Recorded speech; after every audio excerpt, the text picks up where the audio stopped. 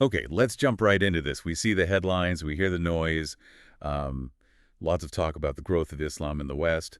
But what if we just, press pause on all the usual stereotypes for a moment and asked a different question? Why, according to one specific viewpoint, are people actively choosing Islam today? It's really a question about personal journeys, isn't it? Not politics or population shifts. Exactly. And that's really the heart of this deep dive, right? We're honing in on just one source, a YouTube video transcript. It's titled, Why Islam is the Fastest Growing Religion in the West. Right. And our mission here is simple. Take only the claims and ideas from that transcript and unpack its perspective on why people are converting. Think of this as your shortcut, really, to understanding this specific source's argument. We're sticking just to what it says. And what's kind of fascinating about the source is where it decides to begin. It doesn't actually jump straight into Islam itself. Instead, it paints this picture, this experience it claims many people in the West are having right now. Yeah, it really sets the scene. According to this transcript, there's this growing, almost undeniable sense that something isn't working. It talks about people feeling genuinely tired. Tired of what he calls surface-level living, empty rituals, hollow traditions. And those big questions, the fundamental ones that just seem to hang there unanswered. The source suggests there's this deep, almost, well, desperate search for real meaning, something substantial. Not just comfortable answers, yeah. Yeah. Something maybe raw and honest. And the source posits that Western culture's main promises, find fulfillment through endless productivity or shopping, wellness apps. Right, or career success, radical independence, material wealth, constant pleasure, all those things. The source argues these promises are actually backfiring. And leaving people feeling, well, profoundly empty. That's the claim. The source connects this directly to the documented rise in anxiety and depression. It describes this state where people are constantly, medicating or numbing themselves. Or just distracting themselves, yeah. Instead of feeling peaceful or genuinely satisfied. And it also points a finger at individualism. I mean, empowering in theory, right.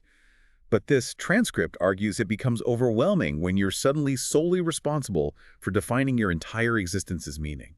And on top of that, you're constantly measuring yourself against these polished, filtered versions of lives you see online. That pressure, it says, just leads straight to burnout. Burnout. Okay. Yeah. And laid onto that, the source highlights confusion around religion itself in the West. Yeah. It describes contradictions, maybe moral stances that seem to shift with the cultural winds. Yeah, and theology that feels unclear or maybe even convoluted, all of which the source argues is just exhausting for someone genuinely trying to find truth. And finally, it specifically names the loneliness epidemic. Despite being more connected online than ever, people feel isolated, adrift, lacking real connection. So that's the landscape the source paints. That's the context it sets up for why people might be searching. Okay, so if that's the search, the emptiness, the confusion, the isolation, what does this source propose as the answer people are finding in Islam? Its first main claim seems centered on something it calls authenticity. That's right. The transcript asserts that Islam's growth isn't primarily driven by, say, external pressure or persuasion. Instead, the argument is that when people encounter it, they recognize an authenticity they felt was missing elsewhere. It uses pretty strong language here, doesn't it?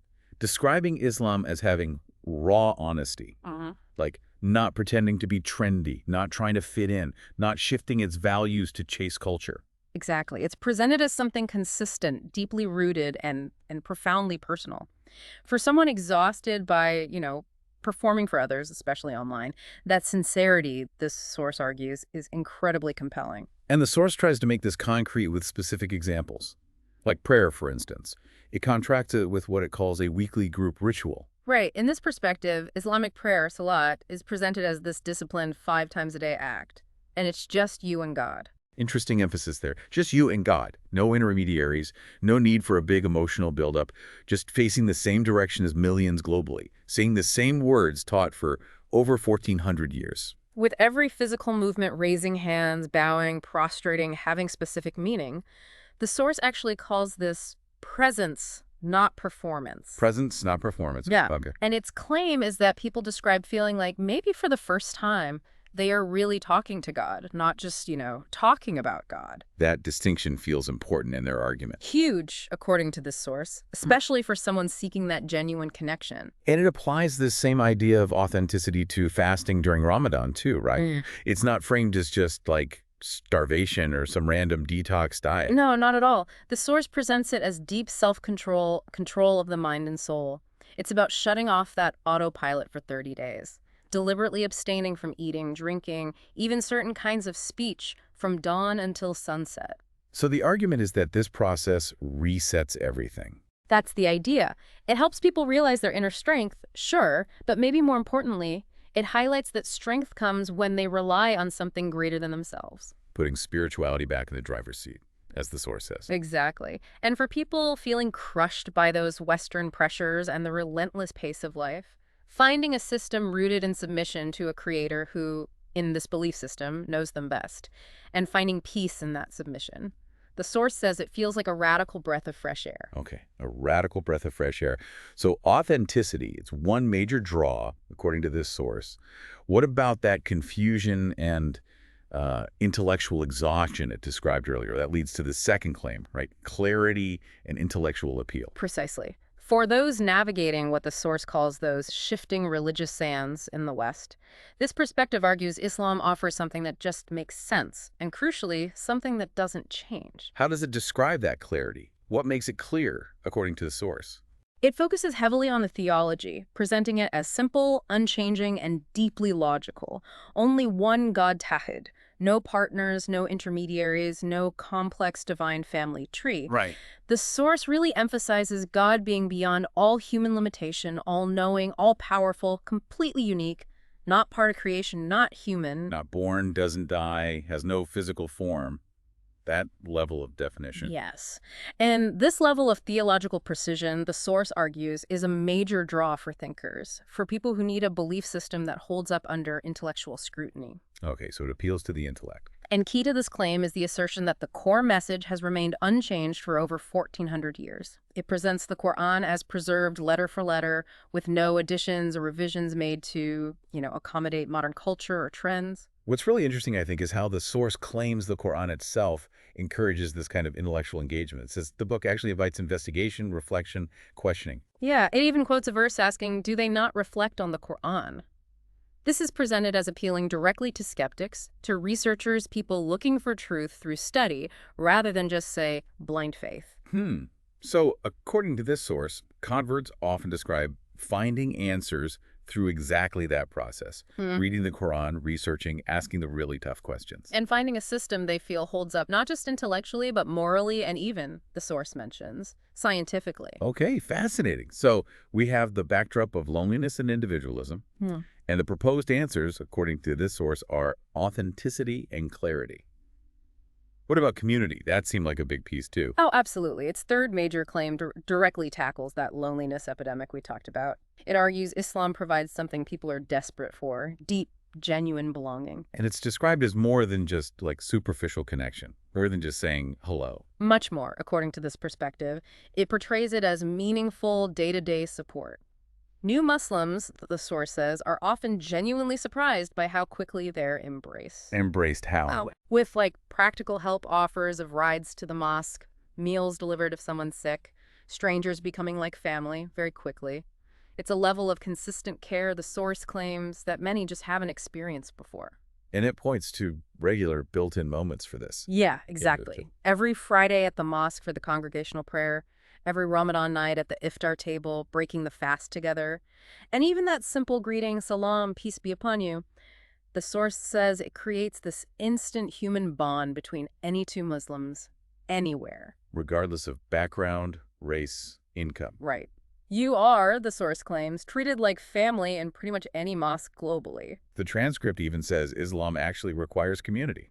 It does. The Friday congregational prayer, Jumu'ah, is mentioned as mandatory for men, serving as this weekly check-in point. And it emphasizes the physical act, praying shoulder to shoulder with people from all walks of life. Different races, different income levels, different backgrounds. All facing the same direction, praying to the same God. There's no VIP section, it stresses. Everyone stands equal before God. And Ramadan, the source says, just amplifies this togetherness. Massively. Communities come together every single night to break the fast. Mosques overflow. Strangers share food. Families open their homes. This perspective explicitly states, if you're alone, you won't stay that way for long in that environment. Wow. Being welcomed into this huge global family 2 billion people feeling seen, valued. The source argues that that feeling that you matter changes lives, particularly for those who maybe felt invisible before. And it also mentions the community's emphasis on service. Yes, service to others, charity, volunteering, just showing up for people. This giving back, the source argues, is healing. It builds self-worth, connection, and constantly reminds you that you're part of something bigger. You're not alone. And it even ties this back to well-being, saying studies show strong community reduces anxiety, depression. Right, it provides a network that cares for who you are, the source says, not just what you do. A fundamental difference, it implies. Okay, so community is a huge piece. Then moving on, the source presents this quite powerful argument about purpose. It claims Islam offers a clear blueprint for life. A blueprint, yeah, that's the term it uses. And a blueprint that covers, well, everything. That's what the source claims, pretty much. It's presented as covering the whole spectrum of human experience. How to treat your parents, how to handle your finances, how to build strong relationships, even how to purify your heart. And importantly, it frames this blueprint not as controlling, but actually as liberating. Yes, that's the counterintuitive argument. It's presented as a path to peace because it removes the guesswork. You don't have to constantly pick and choose your values based on shifting trends or your own fleeting desires. It's all there, the source says, clear and preserved. So embracing this feels like an internal alignment, things clicking into place. The source describes it exactly like that, a moment where something inside just clicks. Because it made sense intellectually, it answered those deep questions, and crucially, it didn't change with the times or culture. It offered, in the source's words, pure, unshaken, timeless clarity. So this perspective positions Islam as a real alternative to that culture described at the start, where so many are asking, what's the point? Exactly. It offers what it presents as a tested truth, and it asks people to connect directly with their creator. And it's presented as fundamentally flipping the script on Western values. Flipping the script how? Well, instead of chasing external status, the focus is on sincerity. Instead of chasing every fleeting desire, you pursue discipline. Instead of seeking peace through external means, you find it, the source claims, through submission to the creator. Now, the source is careful, it seems, not to promise a perfect life or constant happiness. No, it doesn't promise that. But it claims Islam offers purpose, a fundamental reason to wake up, a framework to navigate suffering, a way to live with intention. And that sense of purpose, this source argues, is something many in the West are just starving for. Right. And because it integrates every part of life, your schedule, your moral boundaries, financial ethics, relationship advice, emotional discipline, it leads, in this perspective, to a life that feels whole, where your soul, your habits, your values are finally aligned. Okay. So purpose and a blueprint. That leads us to the final claim the source makes, which seems to circle back to something tangible again. Yes, the power of consistency and living examples. How does that play into the growth described by the source? Well, in a world where beliefs and lifestyles can seem to change so easily, the source finds real power in seeing Muslims who consistently live out their practices, their prayer, their fasting, maybe their dress, their ethical conduct day to day. So that consistency builds trust or influence. Both, the source argues. It builds trust and it has a quiet influence. It's seeing these living examples of resilience people the source describes as rooted, focused, disciplined, principled. That makes others stop and wonder, right? Yeah. What do they have that I don't? Exactly that question. And that curiosity, according to the source, is often the pathway. It leads people to start exploring Islam for themselves, wondering if it could offer them what it seems to offer others. So this perspective strongly argues that Islam isn't growing primarily through, say, grand sermons or books alone. Not primarily, no, but through the quiet, consistent presence of these living examples in everyday life. So every steadfast Muslim, in this view, is kind of planting a seed. That's the analogy, yeah. Planting a seed that shows you don't have to just follow the crowd, you don't have to compromise your core values, you don't have to apologize for your identity. You can be different, principled, and proud. Okay. So the source concludes by really asserting that this growth it's discussing isn't about force or fame or flashiness. It's about people waking up, searching, and finding what they perceive as genuine answers. Community, clarity, consistency, reason, resilience. A clear identity, a connection to their soul. Right. It speaks, the source claims, directly to both the mind and the soul. Okay. So, stepping back and just looking at the argument presented in this one specific source we've been exploring, it paints this picture, doesn't it? Many in the West feeling a deep search for meaning, community, clarity, amidst a backdrop of emptiness and confusion. And it presents Islam as providing a compelling set of answers to those specific struggles. Through what it describes as its authenticity, its structured way of life, that powerful sense of community, its clear purpose, and the tangible consistency seen in its adherence. And again, we focus strictly on the claims made within this single transcript today. It offers just one perspective on what is, of course, a very multifaceted phenomenon. Absolutely. But perhaps to leave you with a thought to maybe mull over or explore on your own. Consider the source's real emphasis on those living examples. How powerful is it, just in your own experience, when you see someone consistently embodying a belief or a set of values rather than just talking about them? That's a good question. Think about the impact that kind of quiet, consistent presence might have on someone who is genuinely searching in the way this source describes. That's really the quiet force that this transcript attributes to the growth it's discussing, something to think about. Thank you for joining us for today's podcast. I hope you've gained some valuable insights. If you're a truth seeker, yearning for divine light and ready to step out of darkness, now is your moment. The truth is that Allah is the one and only creator of the universe. He has sent over 124,000 messengers and prophets to guide humanity, starting with Adam and culminating with the final messenger, Prophet Muhammad, peace be upon them all. If you resonate with this message, you might be ready to embrace Islam. Simply recite the Shahada, the Islamic declaration of faith. For further support, feel free to join our WhatsApp group. You can send us a private message there. The link is in the video description. Don't wait until it's too late. We look forward to connecting with you soon.